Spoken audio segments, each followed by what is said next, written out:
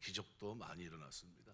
성경에 예수님의 기적을 다 기록할 수 없듯이 우리 한국 교회사에서도 많은 일이 일어났습니다. 특별히 예배와 관련돼서 병중에 이제 뭐 불치병에 걸려서 암에 걸려서 이제 뭐 돌아가시게 됐는데 부모가 60이 다 되는데 옛날에 60은 뭐 말 그대로 잔치를 하는 그런 시대였으니까요. 그런데 이제 자녀들을 보니까 내 자녀들의 신앙을 위해서 어떻게 해야 될까 고민하다가 부모님이 그렇게 결정을 합니다.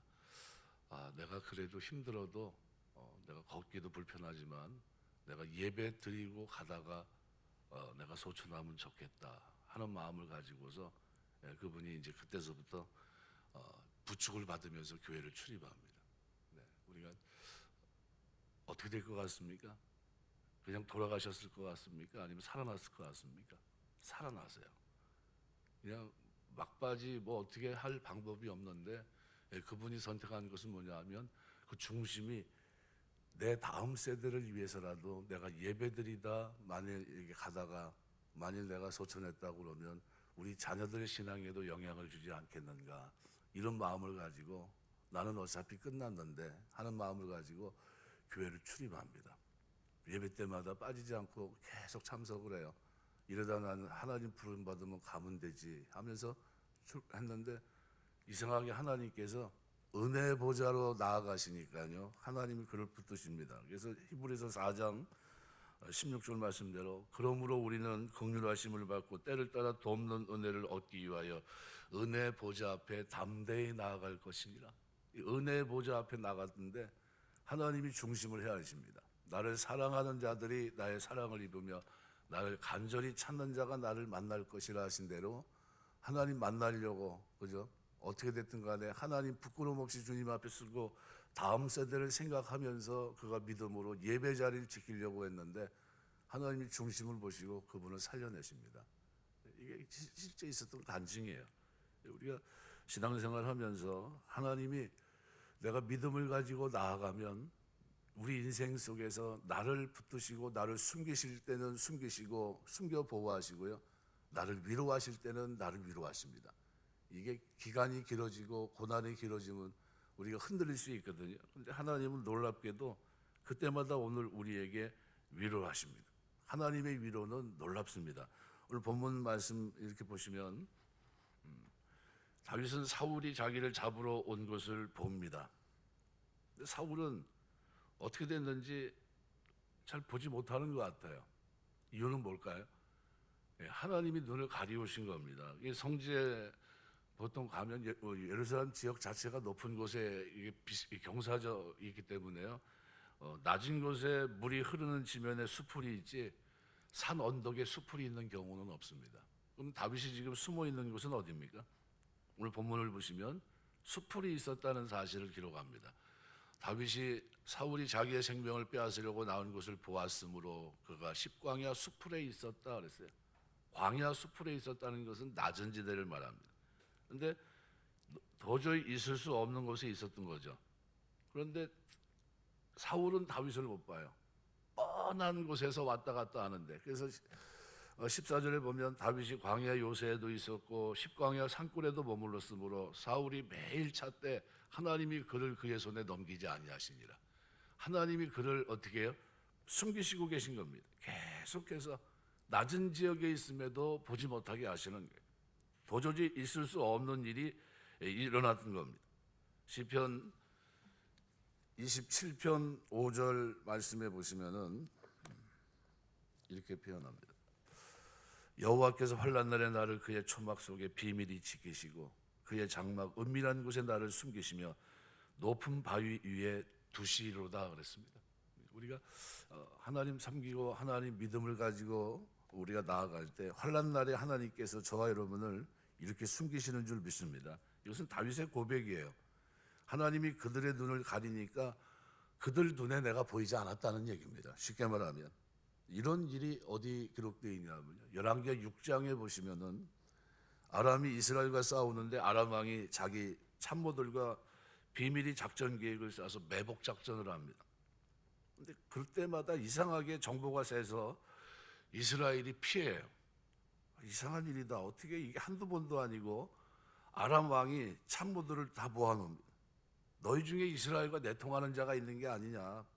어떻게 우리끼만 아는 이 매복작전을 이스라엘이 미리 알고 피할 수 있느냐는 거예요. 그때 한 신하가 그 잘못 알고 계신 겁니다. 우리 중에 간첩이 있는 게 아니라 이스라엘에 엘리사라고 하는 선자가 있는데 그 사람은 왕이 침실에서 얘기하는 것까지도 다 아는 사람입니다. 그러니까 왕이 그래? 그럼 그 사람부터 한번 잡자. 그래가지고 군사들을 엘리사 집이 있는 성읍을 완전히 포위해 버립니다. 아침에 엘리사 사환이 일어나 보니까 아람 군대가 그 성읍을 완전히 포위하고 있었습니다. 이제는 죽었구나 생각하고 주인에게 이 사실을 알립니다. 내 주여 우리가 어찌하리까 하고 부르짖어요. 그때 엘리사가 했던 말이 열왕기하 6장에 보시면요, 19절에 이렇게 엘리사가 그들에게 이르되 이는 그 길이 아니요 이는 그 성읍도 아니니 나를 따라오라. 내가 너희를 인도하여 너희가 찾는 사람에게로 나아가리라고 그들을 인도하여 사마리아에 이르니라. 이렇게 기록하는데요, 16절 말씀해 보면 16절에서부터 쭉 읽어보면 대답하되 두려워하지 말라. 우리가 함께한 자가 그들과 함께한 자보다 많으니라 하고 기도하여 이르되 여호와여 원하건대 그의 눈을 열어서 보게 하옵소서 하니 여호와께서 그 청년의 눈을 여심해 그가 봄에 불말과 불병과 산에 가득하여 엘리사를 둘렀더라. 아람 사람이 엘리사에게 내려오매 엘리사가 여호와께 기도하여 이르되 원하건대 저 무리의 눈을 어둡게 하옵소서 하며 엘리사의 말대로 그들의 눈을 어둡게 하신지라. 그리고 그들을 어떻게 해요? 진영으로 데리고 갑니다. 하나님의 군대가 엘리사가 있는 성읍을 보호하고 있었지만 사환은 보지 못합니다. 그래서 두려워했던 거죠. 근데 엘리사의 기도로 사환이 눈을 열어서 하나님의 군대가 자신들을 보호하고 있는 것을 볼 수 있게 했습니다. 엘리사가 하나님께 간구하고 그 아람 군대 무리의 눈을 어둡게 하고 그 많은 군사들이 순식간에 앞을 보지 못하게 합니다. 그들을 이스라엘 왕이 있는 사마리아 성 안으로 끌어가요. 그리고 그 다음에 다시 간구합니다. 그 군대 눈을 뜨게 하니까 완전히 포위돼서 이스라엘 군대 안에 있게 된 겁니다. 그때 왕이 엘리사에게, 엘리사 성경 그렇게 말합니다. 내 아버지여 내가 다 치리까? 이렇게 물어봐요. 그런데 그때 엘리사는 그들을 죽이지 말고 그들에게 먹을 것을 주고 잘 대접해서 보내라 그랬습니다. 이 사건 이후에 다시는 아람 군대가 이스라엘을 쳐들어오지 않았다고 성경이 기록합니다. 하나님은 지금도 눈을 뜨게도 하시고 눈을 열어 보게도 하십니다. 하나님이 오늘 저와 여러분을 지켜주시는 줄 믿습니다. 이 믿음을 가지고 우리가 이 땅을 살아야 돼요. 선교사들이 탈북자에게 그 어려운 가운데 복음을 전하는데요, 그 성경책을 어떻게 줍니까? 잡히면 죽는데요. 우리가 생각하고 상상하는 수용소가 아닙니다. 잡히면 인생 망치는 겁니다. 그냥 자기 인생을 건 거예요. 인생을, 생명을 걸고서 한 겁니다. 그런데 놀랍게도 못 본다는 거예요. 분명히 눈을 뜨고 있는데 그게 분명히 성경인데 저걸 걸렸다 싶은데 보질 못한다는 거예요. 누가 하신 겁니까? 그건 하나님이 하신 거예요. 그걸 누가 경험해? 선교사들이 얘기를 해요. 걸렸다 생각했는데 안 걸렸다는 거예요. 분명히 저게 성경책 저거 숨길 데도 없고 큰일 났다, 하나님이 도와주셔야 된다 그랬는데 하나님이 도와주셨어요? 눈으로 뻔히 보는데 안 보인다. 이런 일이 지금도 일어납니다. 하나님은 우리의 눈을 감게도 하시고 뜨게도 하시고 숨기시기도 하시고 보호하실 뿐만 아니라 은혜로 오늘 우리를 인도하시는 줄 믿습니다. 우리에게도 하나님께서 어려운 환난 날에 숨기실 때는 숨겨주실 줄 믿습니다. 왜 제가 이런 얘기를 왜 하냐면 바로 그런 은혜가 있는 겁니다. 다윗이 어려울 때 남을 많이 도와줬어요. 그냥 무작정 이렇게 도움을 받았던 사람이 아닙니다. 그럴 때 하나님이 오늘 본문을 보면 도움을 받고 있어요. 누구 도움입니까? 하나님의 도움을 받고 있는 거예요. 어려운 사람들 보면서 그저 타작마당 그 농사진 거 다 해놨는데 그거 다 뺏겼잖아요. 그런데 어떻게 해요? 도망가는 위치에 있는 사람이 그 사람들을 도와주자고 얘기합니다. 하나님께 기도해요. 하나님, 저 억울한 일을 보고 있는데 제가 가서 좀 도와줘야 되겠습니다. 어떻게 할까요? 이랬던 사람이에요. 그때 환난 날에 하나님께서 다윗을 어떻게 합니까? 하나님의 도움을 받게 하고 있어요. 우리가 하나님의 도움을 받게 되시길 주의 이름으로 축원합니다. 이 모든 것이 하나님의 은혜로 산다고 확신하게 된다면 그때마다 하나님이 도와주실 줄 믿습니다. 우리가 하나님은 우리를 어떻게 도우십니까? 우리 하나님은 필요할 때 우리를 보호하시는데 어떻게 숨겨주시기도 하는 겁니다. 숨겨주세요. 요거 얼마 안 되는, 쉽게 말하면요, 우리 동탄으로 말하면 동탄 1동탄에서 2동탄 왔다 갔다 하고 있는 거예요. 지금 쉽게 말하면요. 그 광야 숲을 있고 숨길 데가 있습니까? 없습니까? 보일까 안 보일까요? 뻔한 데서 지금 왔다 갔다 하고 있는 거예요. 그런데 하나님이 어떻게 하고 있다고요? 보고 있다는 겁니다. 하나님이 지켜주고 있다는 얘기예요. 그 위에가 잘 보입니까? 밑에가 잘 보입니까? 밑에가 보일 수밖에 없어요. 뻔한 데 있는데, 그런데도 하나님이 이쪽에서 왔다 갔다, 혼자 다녔습니까? 600명이 왔다 갔다 하는데요, 하나님이 그들을 지켜주시고 보호하신 겁니다. 그럼 그 하나님은 지금도 살아계신 줄 믿습니다. 지금도 우리가 걷는 걸음 속에 오늘 필요하면 우리를 숨겨 보호하기도 하시고, 필요하면 오늘 본문 이야기한 대로 위로하실 때 위로하시는 분입니다. 그래서 16절 17절 말씀해 보시면 요나단이 왜 좋은 친구인지를 유감없이 보여주는데요, 요나단이 왜 좋은 친구입니까? 어려울 때 위로자가 되기 때문입니다. 다윗을 찾아가 그를 위로하고 격려해 줍니다. 사람은 누구나 인생을 살아가면서 크고 작은 위기를 만나게 되는데, 이런 위기를 만날 때 여러분 위로자 되시길 주의 이름으로 축원합니다. 하나님이 나를 위로하셨고, 그 위로받은 내가 하지 않으면 누가 할 수 있겠나 생각하면서 위로할 수 있어야 돼요. 위기의 종류는 각각 다릅니다. 어떤 때는 돈이 가장 필요할 수도 있고, 어떤 때는 권력이 필요할 수도 있고요, 어떤 때는 의술이나 약이 필요할 순간도 있습니다. 모든 경우에 가장 우선적으로 필요한 것은 용기와 희망을 주는 따뜻한 위로와 격려입니다. 이 위로에 처한 사람에 찾아가서 조용히 건네주는 위로의 격려의 말 한마디는 바꿀 수 없는 천금입니다. 살아가면서 위로자 되시길 주 이름으로 축원합니다. 다윗을 찾아가 건네준 위로의 말 한마디가 그에게는 천군 만마를 얻은 것보다도 훨씬 더 큰 힘과 용기가 되었고요, 요나단이 위로해 주었다고 해서 상황이 달라진 것은 아무것도 없습니다. 사실은 더 어려워졌죠. 도피 생활 이후 어떻게 보면 굉장한 최고의 위기를 맞았던 겁니다. 근데 다윗이 그것을 무난히 견뎌낼 수 있었던 이유 중에 하나는 절친한 친구의 말 한마디, 그 격려와 위로가 그에게 힘을 줬던 겁니다. 로마서 12장 15절 말씀대로 즐거워하는 자들과 함께 즐거워하고 우는 자들과 함께 울라 그랬습니다. 우리가 어려움 속에 있는 사람들, 그저 우는 사람들과 함께 울어줄 수 있는 여러분 되시길 주의 이름으로 축원합니다. 데살로니가서 5장 14절 보면 형제들아 너희를 권면하노니 규모 없는 자들을 권계하며 마음이 약한 자들을 안위하고 힘이 없는 자들을 붙들어주며 모든 사람에 대해 오래 참으라 그랬습니다.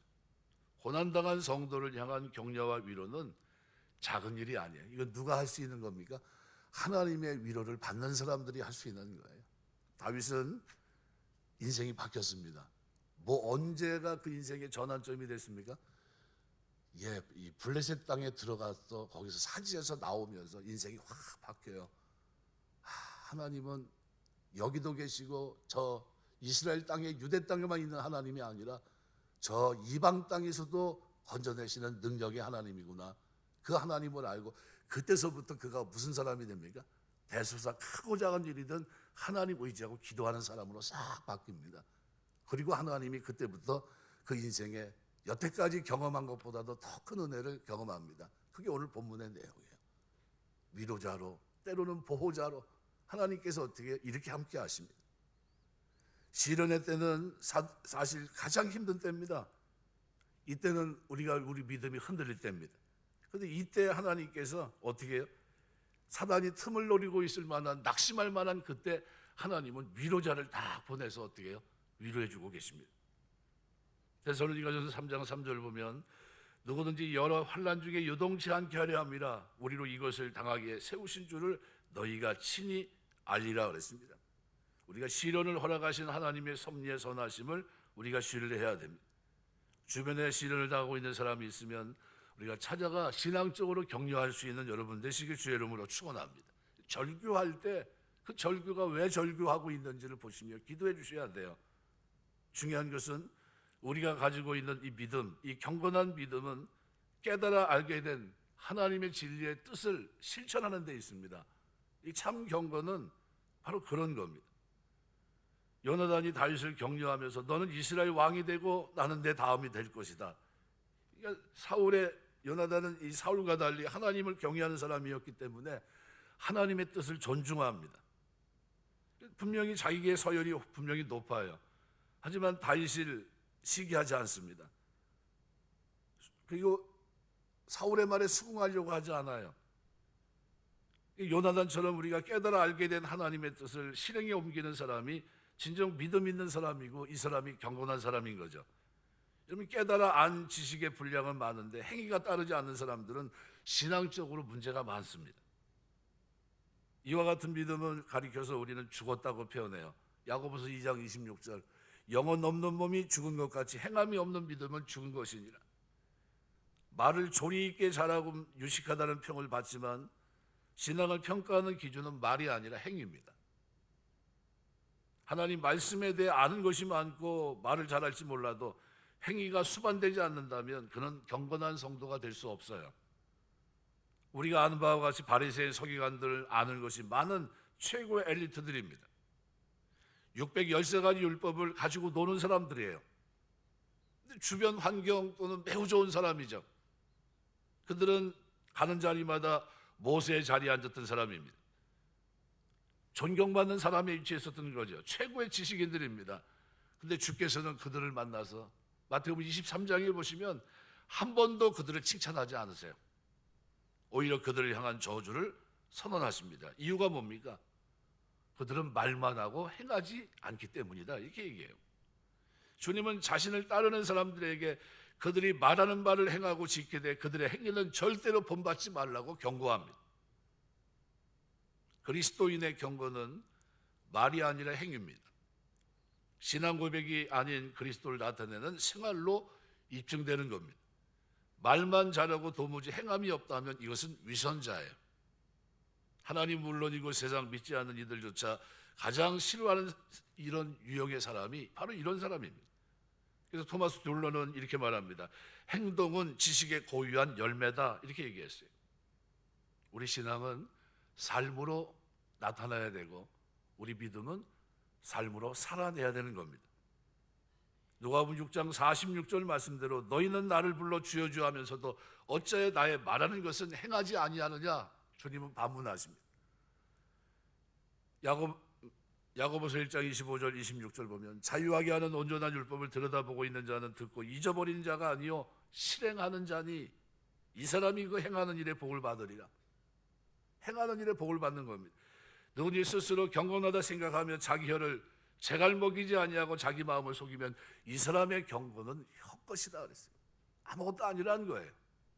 요셉이 하나님을 잘 섬기는 경건은 이렇게 하나님의 뜻을 알고 실천하는 데 있습니다. 하나님 경외는 하나님을 알고 신뢰하고 그 말씀 앞에 순종하는 데 있는 거예요. 말씀을 맺겠습니다. 우리가 신앙생활 하면서 하나님이 오늘 우리가 믿음을 가지고 주 앞에 나아갈 때, 그죠? 은혜의 보좌 앞에 나아갈 때 하나님 우리에게 기적을 주실 줄 믿습니다. 위로할 때 위로하시고요, 보호할 때 보호해 주시고, 인간적으로 보면 불가능해 보이는 일들이 우리의 삶 속에 하나님은 중심을 보시기 때문에요, 그 삶에 하나님 개입하십니다. 나는 끝났어 하는 그때도 역사하십니다. 사람이 낭떠러지 앞에 가면 사람이 정신이 번쩍 듭니다. 떨어지면 죽는구나, 이렇게 생각해요. 조심해야 되겠다. 바로 이 북한에 복음 전하고 선교사 왔다 갔다 하는 우리 동료 한 분이 있는데 그렇습니다. 평상시에도 산을 많이 타요. 왜 그러냐 했더니 필요할 때는 이것도 필요할 때가 있다고. 그러면서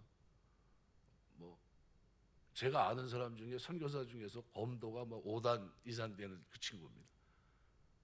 복음 전하고 북녘땅 왔다 갔다 하는 사람들을 만나서 복음 전하고 많은 이 일들을 그가 아주 그냥 목숨 걸고 하고 있어요. 근데 자기 힘이 아니라 그때마다 하나님의 도우심을 그가 경험하고 있어요. 하나님의 은혜구나 이게. 왜? 자기 힘으로도 어쩔 수 없는 상황, 그때마다 하나님이 어떻게 이렇게 은밀히 숨겨 보호하시는 일들을 그가 경험한 겁니다. 그걸 하겠습니까? 안 하겠습니까? 포기할까요? 포기하지 말을까요? 포기하지 않더라고요. 하나님이 함께 하시는 것을 확인하고 나니까요, 더 믿음이 더 강해지더라고요.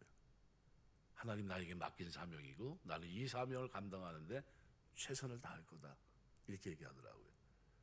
우리 신앙생활 하면서 우리 다윗이 경험한 건 뭡니까? 하나님 의지하고 하나님 앞에 기도하고 모든 대소사를 맡기고 나가니까 그때부터 하나님이 자기를 숨겨 보호하시고 자기를 위로하시는 이 장면을 그가 이제 경험하는 거예요.